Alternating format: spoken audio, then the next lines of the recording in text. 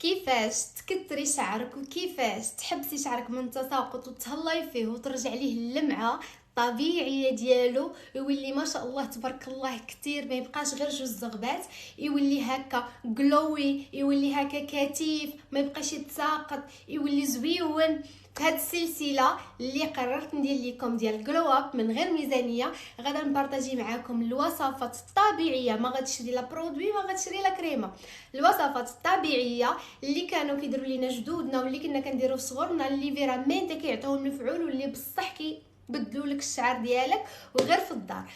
مرحبا بكم معايا مره اخرى في فيديو جديد. الا ما كنتيش مديره ابوني ديريها دابا باش فين ما نحط شي فيديو شي وصفات تكوني من الاوائل ان شاء الله اللي غيتفرجوا فيها واللي غيستافدوا باذن الله. ونبداو. انا خصوصا مورا ولادتي الثالثه عانيت بزاف مع شعري. انا راه تبارك الله غنوريكم شعري كيف كان هنايا في هاد التصويره. انا راه شعري كان كيهبط ليا على ظهري، كان تبارك الله كحل وقوي وزوين، وغادا نوريكم شعري كيف ولا من بعد، وخصوصا هاد الفراغات اللي كتشوفوهم دابا تبارك الله ما شاء الله عامرين. شوفوا كيفاش كانوا.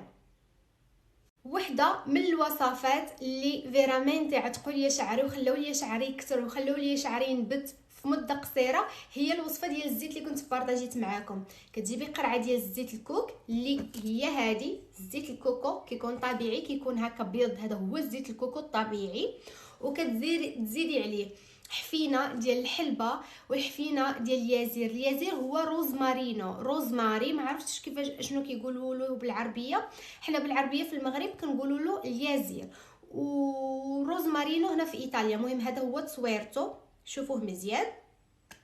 وكنزيدوا عليه حفينه ديال القرنفل، وكنزيدوا عليه الثومه الحمراء، الثومه اللي خاصها تكون حمراء ماشي البيضه، هذيك الثومه الحمراء. كنديروا كلشي في شي كاميله ولا في شي كاسرونه، وكنخليوه على نار هادئه لمده 5 دقائق حتى الزيت كيذوب، المكونات كيتجانسوا مع بعضياتهم، ومن بعد كنعاودوا نردوا كلشي في القرعه ديال الزيت. وهذا كتقدري تستعمليه استعمال فوري، يعني كتصبري عليه غير حتى كيبرد شويه وديريه لشعرك. عرفتي راه البنات راه كيعطيكم واحد النتيجه، راه شهر ونص كيبدا يبان لك الفرق، شعرك ما كيبقاش يطيح، كتولي كتدخلي تعومي ما كيبقاش لاصق لك الشعر في ظهرك، كيبقاش لاصق لك الشعر هكا في الارض، كيبقاش لاصق لك الشعر في ايديك. عرفتي راه واحد الفرحه. انا بعدا ملي حبس لي شعري من التساقط راه وليت كنحمد الله ونشكره، وليت عرفتي شنو هو شي حاجه اللي ما كتقدرش بالثمن، لانه انا مورا الولاده ديالي، لانه ولدت ورضعت لمده عامين وشهرين، يعني ما رضعتش مده قليله. راكم عارفين مع الرضاعه الطبيعيه راه كتهلكك، كتخرج لك على صحتك، كتخرج لك على شعرك، كتخرج لك على البشره ديالك، كتخرج لك على بزاف د الحوايج. وانا صراحه ما ندماناش حيت رضعت ولدي اكثر من عامين، ولكن كان بقى فيا الحال حيت شعري طاح، ما بقاش هكا الزغبه، ما بقاتش هكا قاصحه، الزغبه ما بقاتش هكا تبارك الله ما شاء الله لامعه، وكتشوفوا زغبه يعني طول واحد ماشي متقصفه. ثم ولا شعري حادث وبقيت غير كنبكي. مشيت عند طبيبه ديال الشعر، مشيت عند كوميتي ديت الفارماسيان، ما خليت ما شريت ما خليت ما درت، حتى البراوي ديال الشعر دقيتهم وما عطاني حتى شي مفعول من غير هاد الوصفه اللي بارطاجيتها معكم. هذه وحده من الوصفات، لانه كاينه وصفه اخرى هي اللي كنت كنستعمل حتى هي وعطاتني نتيجه زوينه. بديت كنخالف، وليت كندير سيمانه الوصفه ديال الزيت الكوك، ووصفه السيمانه كندير هاد الوصفه اللي غنبارطاجيها معكم حتى هي دابا. الا ما عندكش زيت الكوك شنو غديري؟ غتاخدي ليا زيت العود، زيت الزيتون غتاخدي ليا مثلا الكميه اللي بغيتي ديال زيت الزيتون، غتضيفي عليها الثومه الحمراء، الثوم الاحمر، وغتضيفي عليها اليازير اللي هو هذا، وغتضيفي عليها القرنفل، وغتضيفي عليها واحد المكون، ولكن هادشي كله يكون بارد، ما تسخنيه ما والو. غتضيفي عليه الفلفل الحلو، الفلفله الحلوه اللي هو الفلفل الحلو. هادشي ما كتسخنيه ما والو، كتاخدي القرعه ديال الزيت، كديري الزيت العود، زيت الزيتون، وكتضيفي عليه المكونات اليازير، كتضيفي عليه القرنفل، كتضيفي عليه الثوم الاحمر يكون هكا صاين ما تحتاجيش تقطعيه، وكتضيفي عليه الفلفل الحلو الاخضر، فلفله حلوه، وكتسدي القرعه. ولكن كتسني اسبوعين، خاصك تسدي القرعه وديريها فشي بلاصه اللي تكون مظلمه ما كتشوفش الشمس لمده جوج سيمانات اللي هما اسبوعين، ومن بعد كتبداي تستعمليها. هاد الوصفه كتعطيك الطول. الا بغيتي الطول دغيا، الا بغيتي الطول دغيا كتعطيك الطول مضمون. هاد الوصفه كتنقص لك من التساقط وكتطول لك شعرك في مده قصيره. حتى هي زوينه البنات، حتى هي اللي اعتمد سوكت كنخالف مره هكا مره هكا مره هكا مره هكا مره هكا مره هكا. وقسما بالله البنات راه هاد جوج وصفات اللي عتقوني، وهاد جوج وصفات اللي خلاو ليا شعري كيبان بالكثافه اللي كتبان لكم دابا ما شاء الله تبارك الله. عشان راه شعري راه بقاو فيه غير جوج الزغبات كتغدا نتصدى. البنات هاد جوج زيوت اللي طبيعيه مكونات موجوده في كل بيت، اللي فريمون كيخليو لك شعرك يرجع احسن من كيف ما كان، وكيحبس التساقط وكيولي كثيف. وبالنسبه للبنات اللي كيسولوني على اللون ديال شعري، لانه انا شعري اللون ديالو اسود، ولكن دابا ولا كيف ما كيبان لكم شويه بني. غادا نعطيكم الوصفه اللي انا ما كنديرش الصباغه لشعري، لانه الا بغيتي شعرك يتعالج ما خاصكش تصبغي، خاصك تبعدي من الصباغه وتبعدي من اي حاجه كيميائيه. البنات غادا نبارطاجي معكم الوصفه اللي كنديرها لشعري كل شهر ونص، شهرين تقريبا كنديرها لشعري، باش كتعطيني هذا اللون هذا اللي كيبقى كل ما كتعاوديها وكل ما هو اللون كينصاح، اللون كيكون زويون وطبيعي. الوصفه هي كتاخدي ليا معلقه ديال القهوه، قهوه سريعه الذوبان، ماشي القهوه التركيه ديك اللي كيكون فيها التخا، لا القهوه سريعه الذوبان، هذه اللي ما كيتخليش التخا، عرفتوها؟ نيسكافي. كتاخدي ليا جوج معالق كبار ديال القهوه، كتضيفي عليهم جوج معالق كبار ديال الكاكاو المر. الكاكاو المر على حساب الطول ديال شعرك، الا كان شعرك قصير غتحتاجي معلقه، الا كان شعرك طويل ديري جوج معالق. كتضيفي عليهم جوج معالق ديال الحنه، وكتضيفي عليهم عصره ديال الحامض، نص حامضه، عصيره الحامض اللي هو الليمون الاصفر، عصيره الحامض.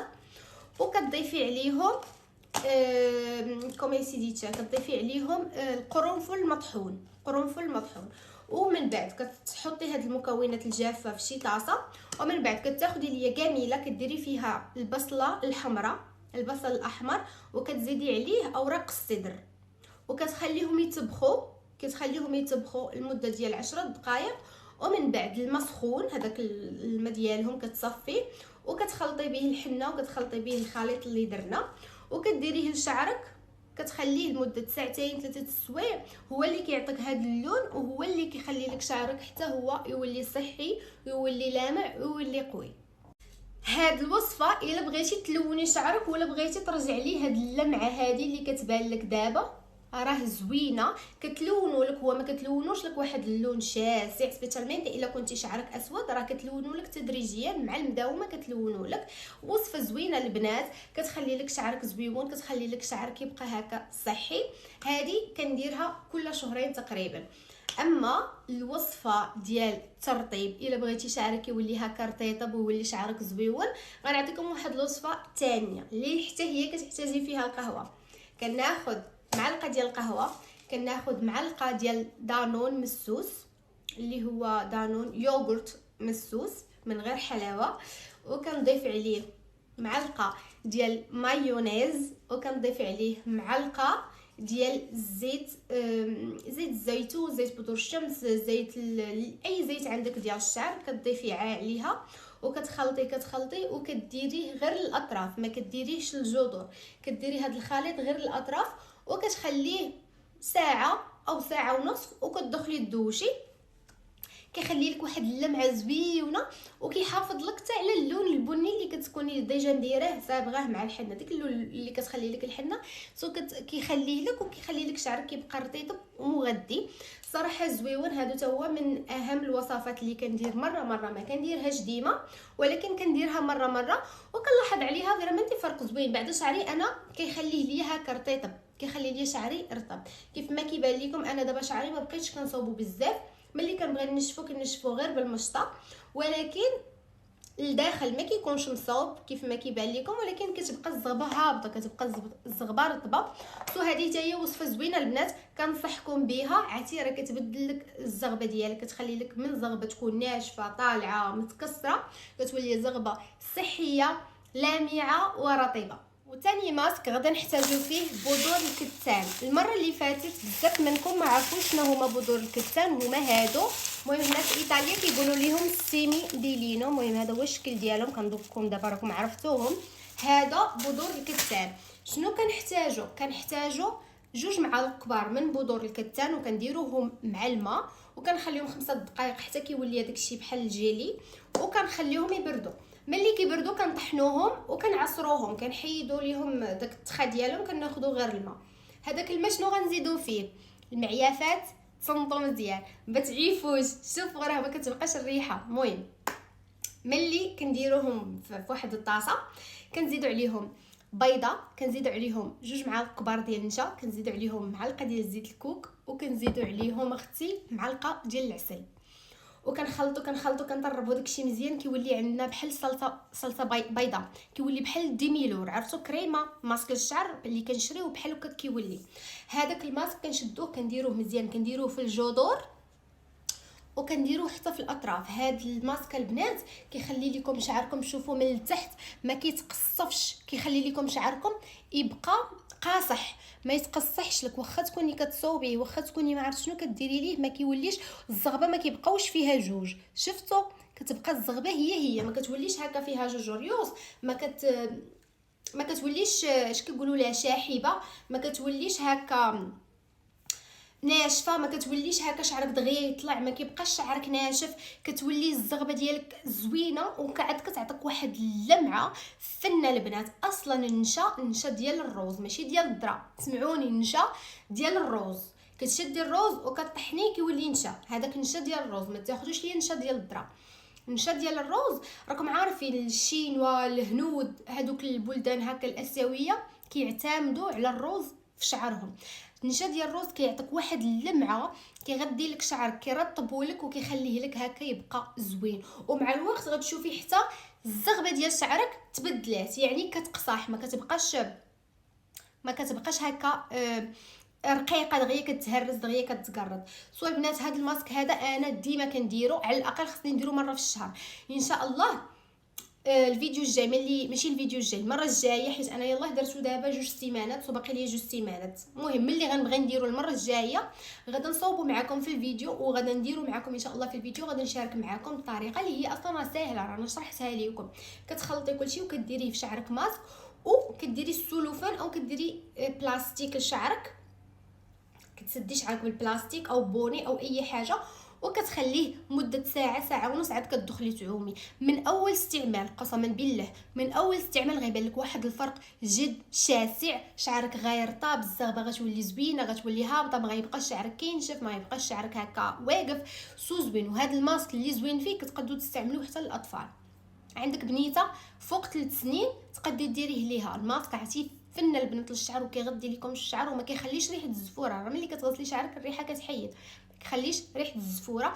هذا البنات من احسن ومن افضل الماسكات المغذيه ديال الشعر اللي كندير انا، اللي المكونات غتلقايهم انت دابا الا نتي غتلقايهم في كوزينتك، مكونات جد سهله وجد بسيطه. ما عندكش علاش ما غديريش، يعني كلشي كاين، كلشي موجود، نوضي دابا ديريه. وبالنسبه للبنات اللي كيصاوبوا شعرهم كتقولي امي ما انا خدامه، امي ما انا كنمشي للمدرسه، امي ما انا ما نقدرش ما نديرش ما نصوبش شعري، غنقول لك فابيني كملي تصوبيه، ولكن تصوبيه مره في السيمانه ماشي كتر راكي كتخرجي عليه. مره في السيمانه كتصوبيه، ولكن قبل ما تصوبيه ضروري ترشي ليا السبراي حامي الحراره، اي ماركه بغيتي. انا كنستعمل هذا، انت تقدري تستعملي اي ماركه بغيتي. هذا راه حامي حراره، كيوصل حتى ل 230 درجه، كيحمي لك شعرك، ما كيتقصف، ما كيتحرق، ما كيتقطع، ما والو. هذا ضروري اختي خاصك تعودي راسك. الا ما كنتيش من نوع البنات اللي كيديروا حامي حراره واللي منهم you need to be that girl. خاصك تبداي تشري حامي الحراره وديريه ليا في شعرك، لانه والله العظيم حتى كيفرق مع الزغبه، خصوصا الزغبه اللي كتعرض للحراره. هذا راه كيحميها، راه بحال كيدير واحد الحاجز باش ما كتحرقش وما كتدمرش وما كتقطعش وما كتوليش هكا متقصفه. هذا ضروري. والشعر كيتصاوب مره في السيمانه، والشعر كيتغسل مره في السيمانه. البنات اللي كتفيق كل نهار تغسل ليا شعرك، مالك حبيبتي مالكي؟ لا راه كتخرجي عليا، راه ماشي كديري شي حاجه زوينه، راه كتخرجي على شعرك. الشعر كيتغسل مره في السيمانه الماكسيموم دوال صافي كتغسلي شعرك. المتزوجات ما هضرش المتزوجات ما هضرش عليكم. المتزوجات اللي غتقول لي اميمه رانا مزوجه، اختي انا مزوجه، ملي كنضطروا نغسلوا شعرنا اكثر من مره في السيمانه انا شنو كندير؟ هضر لك على راسي، ما كنغسلش بشامبوان، كنغسلش اختي بشامبوان. ملي كندخل نعوم باش نتوضا ما كنغسلش اختي بشامبوان. هو اصلا الوضو الكبير خاص غير الماء يوصل لك لشعرك، ماشي شامبوان يوصل لك لشعرك. كنغسل شعري بلا شامبوان، فهمتي؟ شامبوان كنديرو مره في السيمانه، مره في السيمانه صافي. اكثر من مره في السيمانه كتولي فيك القشره، كتولي فيك الحكه، كتخرجي على شعرك كيضعف. مره في السيمانه كنديروا ليه شامبوان وصافي. والماسكات فين ما كديري الزيت لشعرك، حيت حنا الزيت ديال التساقط كنديروه غير للجذور، اما هنايا ضروري خاصك ديري ماسك. اي ماسك اللي شرحته لك دابا ديري، ضروري خاص الاطراف ديما حتى هما مره في السيمانه ديري لهم واحد الماسك مغذي باش هكا كيبقاو زوينين وما كيتقصفوش وما كتخرجيش عليهم. عارفه راسي طولت عليكم، ولكن غير صبروا مع اختكم اميمه.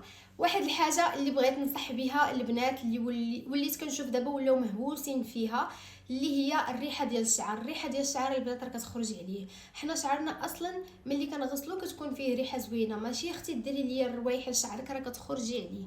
ما ديروش ليا الريحه لشعركم. الا بغيتي كتقدي ديري المبخره فيها البخور وتشدي شعرك بحال هكا ودوزي عليك البخور، ريحه البخور كتبقى لك في شعرك. اما دوك الريحه بلاش، راه كتخرجي على شعرك وكطيحيه. راه هادوك وحده من الاسباب اللي كتخلي شعرك يطيح، هي ديك الريحه اللي كتضلي حنا شعرنا لا بغينا نريحوه اصلا ملي كتعومي راه كيتريح. الا بغيتي لا تزيدي ريحه فوق ريحه بخريه. البخور فقط بخور، وما كنوصلوش للجلده، كنوصلو غير لهنا. كتهزي شعرك وتبخري هنا وتبخري هنا بركه. اما دوك الروايح اللي كتشريو وتضلوا ترشوا فيهم راه هي اللي كتخرج لك على شعرك وهي اللي كطيحوا لك. وواحد الحاجه مهمه، المخده. المخده البنات كاينين شي بنات كتبدلها من سيمانه لسيمانه ومن جوج سيمانات لجوج سيمانات. اختي المخده كل يومين كنحيدوا غير المخده، ماشي بالضروره اختي تحيدي ليا ليزور، ماشي بالضروره تحيدي ليا المانطه، لا كتحيدي غير المخده اللي كتنعسي عليها كل يومين. كتصبنيها ليا، تشليها ليا، تنشريها ليا وتعاودي ترديها. المخده كل يومين خاصها تصبن، لانه حنا ملي كنكونوا ناعسين كنعرقوا الجسم ديالنا كيفرز واحد الدهون، واحد العرق. الشعر ديالنا كذلك، صوم اللي كنبقاو نعسوا عليه هذوك البكتيريا اللي كتولي فيه هي اللي كطيح لينا الشعر، هي اللي كتخرج لينا الحبوب. بعض المرات ما كتاكلي لا زبده لا فرماج لا حتى شي حاجه وكتشوفي فيك الحبوب من المخده، حيت المخده ما كتبدليهاش. يا اما بدليها، حنا راه ماشي بالضروره كل يومين تبدلي لي زور تبدلي لي المانط، لا غير المخده كل يومين كنحيدوا لوشا كنصبنوه كنشروه في الصباح، في العشيه كنردوها كتكون ناشفه كتكون زوينه. هي هذيك ريحتها زوينه، شعرك ما كيتضررش وحتى وجهك ما كيتضررش، يعني كتحمي شعرك وكتحمي حتى وجهك من الدهون، كتحمي اش كنقولوا ليها، كتحمي صحتك. المخده البنات كل يومين كتبدل، لي زور كل مره في السيمانه كنبدلوه، ولكن المخده كل يومين، حيت هي اللي كنعسوا عليها، هي اللي كنعرقوا عليها، خصوصا دابا مع فصل الصيف كنعرقوا الصهد. المخده كل يومين تصبن. الا قدرتي كل نهار راها مزيانه، ما قدرتيش كل يومين صبنيها. راه واحد الحاجه كتفرق لك مع صحتك وكتفرق لك مع شعرك وكتفرق لك حتى مع اللمعان ديال شعرك وكتفرق لك حتى مع وجهك، كيولي صافي وما كيبقاش فيه الحبوب. انا ديما كانوا كينوضوا فيا الحبوب، البنات اللي كانوا متبعيني في تيك توك كانوا كيشوفوني ديما فيا الحبوب. مي دابا اختي ما وليت متبعه كل يومين كنصبنها، شوفوا البشره كتصفى ما كيبقاش ينوض فيك الحبوب. هذه حاجه زوينه البنات ومهمه. وهذا ما كنتمنى انني كنت فدتكم، وسمحوا لي طولت عليكم الفيديو، ولكن كاينين شي حوايج خاصني ضروري نقولهم. ولا ما درتيش متابعه خليها. وان شاء الله البنات اللي كيقولوا لي امي دير لينا الفيديو ديال جلوه بميزانيه، يعني عندهم المقدوره باش يشريو برودويات، غدا ندير لكم ان شاء الله فيديو جلوه بميزانيه ونوريكم برودويات اللي تشريو والبرودويات الزوينين. وهذا ما كان. الى عندكم شي اسئله خليوها لي كيف ديما في الكومونتيرات، وما تنساوش متابعه وبارطاجيو الفيديو ولايك، وكنبغيكم وخليت لكم الراحه وشكرا لكم البنات.